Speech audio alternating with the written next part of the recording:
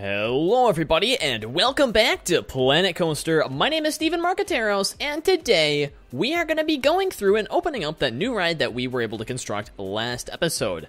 This park has come such a long way since its initial humble beginnings of literally, I believe it was this ride right here, the Wild Blue 2. It was a nice little ride that's still getting a ton of people today.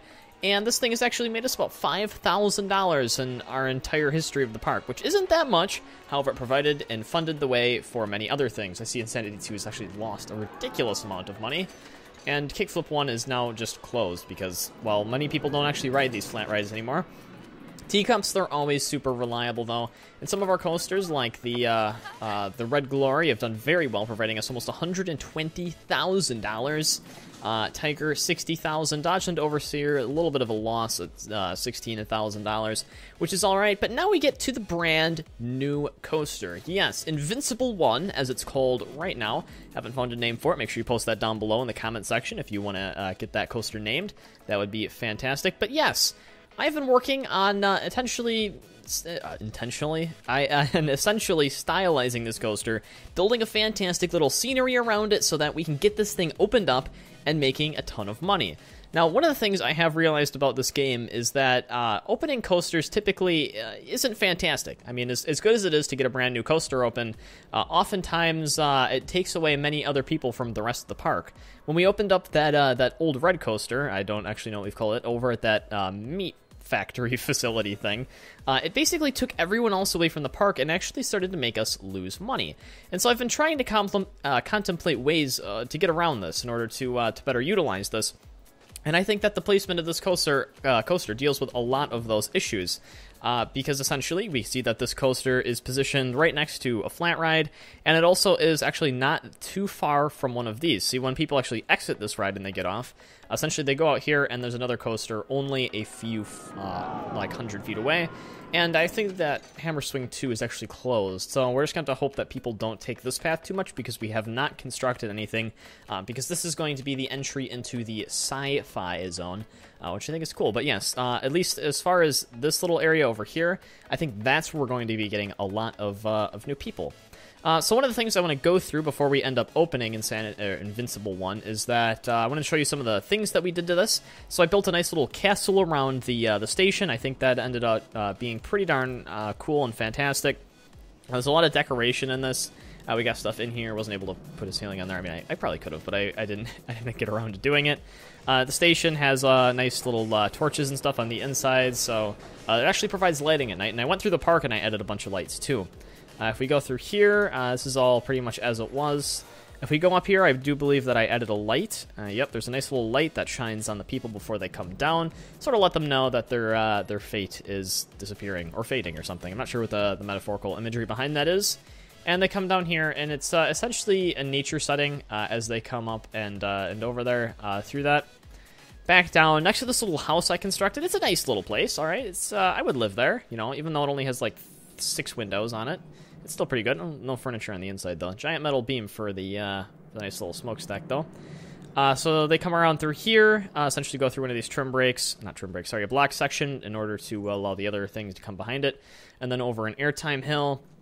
Nice up and around. I don't actually build these kind of helixes too often, so this was probably a fun exploration into that concept for me. We go around. Here's the part I really like. It was kind of boring how it was before, so I decided to make this a nice little underwater cave, and I think this turned out just absolutely beautiful on that. We have a block section in there, but that's all right.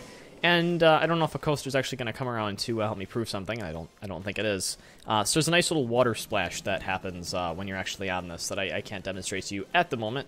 But it is pretty darn cool. Oh, actually, no, this coaster's coming around here. He's coming to help us out. He's going to show us what's going on. All right, and there they go. They're swinging around here. All right, getting it on the inside, and there we go. There's the nice water splash. Hopefully I actually captured that. And then they go around a pretty serious Airtime hill right there. That's pretty intense right there.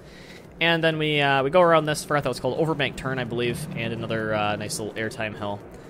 And, yeah, see, I didn't build this down too far the first time, so I figured I had to meet the land to raise it up, so I made it part of that arch. That was pretty nice. And then essentially the ride just closes out. And that's what I did to this. So I think that some of the changes I made were pretty darn awesome. We just included the nice nature thing. I probably should have done sections like this a little bit better. And we could have maybe done a little bit more styling on that to just try and make the whole park look fluid. Because we do have this actual little kind of lake thing going through like many of these things. I mean, these aren't actually connected here, but I guess they sort of are. But enough of me talking and describing what we've been doing. We need to get this ride open so we can actually start to get some of that money. I've actually raised ticket price to $18 right off the bat, and I'm hoping that we're going to be able to get through that, assuming the high number of people that this thing can actually handle at a time. So yeah, without further ado, Invincible 1, I declare you to be open. Oh yeah, one of the other cool things I did was I actually built this this nice little decoration over the queue waiting line, because the queue waiting line is over here. And I built this nice little thing over it, so yeah, I don't know, it actually turned out pretty darn well. I think it looks really nice for that. So, I mean, most of our queue waiting is actually handled by the building itself and not too much in the way of actual scenery. Got some nice animatronic guards and knights, too. So now we wait for the people to come and try to ride this ride. Whichever direction they come from, I will be waiting here. Look at that, there they go. All right, there they come. Oh, all people, all balloons, many balloons. I went through and I actually noticed that many people aren't carrying too many things, so if we could try to actually sell more things to people, I think that would work well for us in the future as well. And there we go. Look, first month, last month profit, $8,000 on that. That is actually incredible for a ride. And people still think this is great value, so we're just going to really push the price of this ride until people refuse to ride it anymore. I'm sorry that you're getting really good value out of this, but we just need our money like mad. I just want to have so much money from this ride. I don't even care if all these people are being scammed out of their faces. That's all right with me. I'm loving the money. I'm loving the profit. Let's take a look at that. $7,000 that month, previous $9,000. We are just making a crap ton of money right now. I think by the start of this episode, we've already added a ton of value to this park. I might want to try researching some nice new kind of shop brands, I think. I don't know what Pip Shot is, but I guess we could begin to research that. Let's put a crap ton of money into this. We need to get this stuff done relatively quickly. So if we can get people to queue up, spend $22 on one of these tickets to make us have an incredible profit, we're going to be really pulling in the money. The queue is already just like out the window long. I mean, look at that. Oh yeah, we're going to need some sort of trash bins over here if I'm going to be selling food. I forgot about that. That's an absolute necessity in this situation, because if you aren't selling those, you aren't going to be having people put the food in good places. All right, let's just get a ton of them right over here. There are so many people crammed in this little place. Oh my god, that's ridiculous. Look at all of them. Oh, look at all of the people. Oh, they just all want food. They all want their food. All right, we've got some researches completed. We got the information kiosk right here. Let's reveal that research. Oh, bam, it's an information kiosk. Who would have known? And let's get Tiki Cheeky here. All right, awesome. It's a nice shop brand for us. And yeah, looks like now our truck ride is Festive Expedition. Not really sure what that is. But yeah, let's get these other shop brands here, just in case people want to start buying that kind of stuff. Oh man, our profits are just incredible. Except for this one right now, where we're spending a lot on park management. But that's because we also do have researches going down. Our ticket prices have dropped a tiny bit because other people are not going to ride the other things. As expected, there are many more people queuing for this ride. This is essentially the park now. I mean, this is everything we got going on. The next thing we're going to be working on is a nice little zone. Let's see what this coaster is right here. Ooh, I actually haven't built one of these. The E11. All right, so this is it's an interesting coaster. Taking a stand. I think this is going to be a stand-up coaster. I want to research that too. Let's actually take a look into what that coaster is. Let's see. A dive coaster. Yeah. I don't actually know what the dive coaster is or how it functions. Let's see the ridership capacity on it. So 2, 4, 6, 8, 10. So 30 people per train. I couldn't tell you anything about it because I know literally nothing about this one. I might have to look into it a little bit or try to play around with it in single player.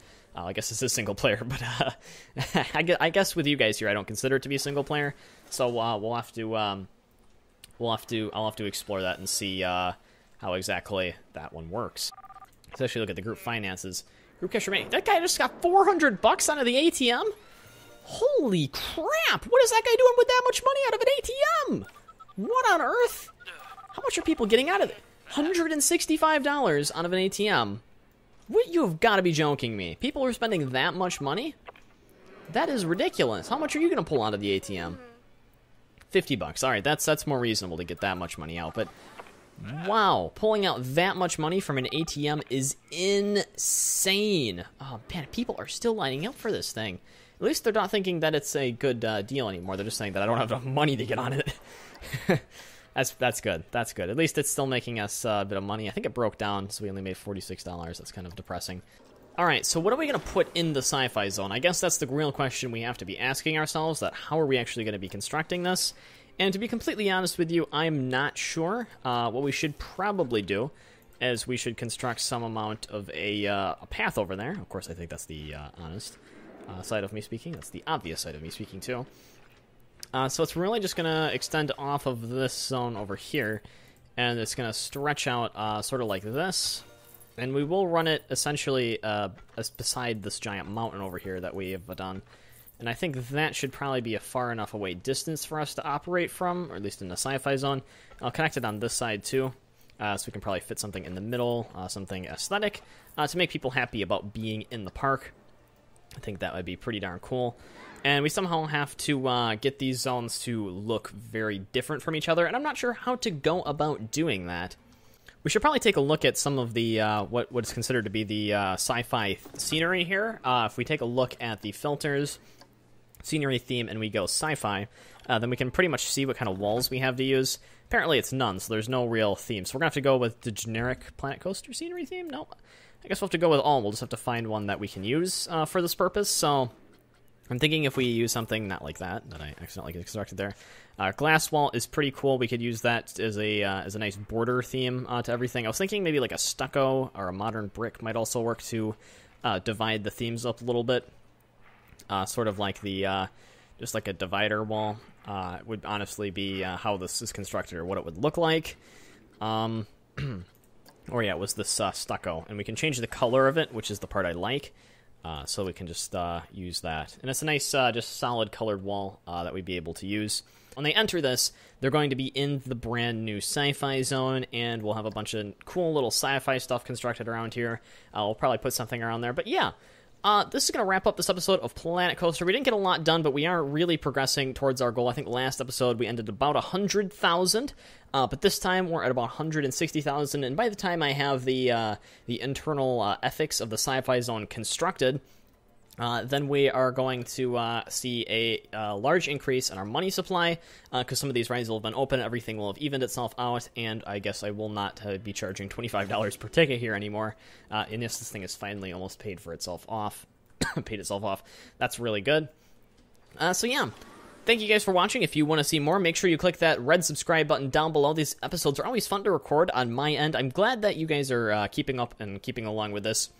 It's a really fun series to be playing, and it's unlike something that we've done before. I mean, this is pretty cool. There hasn't been a game like this released in a very long time, so it's fantastic to be playing a tycoon game again. Otherwise, give us a thumb and tell us how we're doing down in the comment section. Love to read those comments. Give us a name for that brand new coaster. My name is Steven Marqueteros, and I will see you guys next time.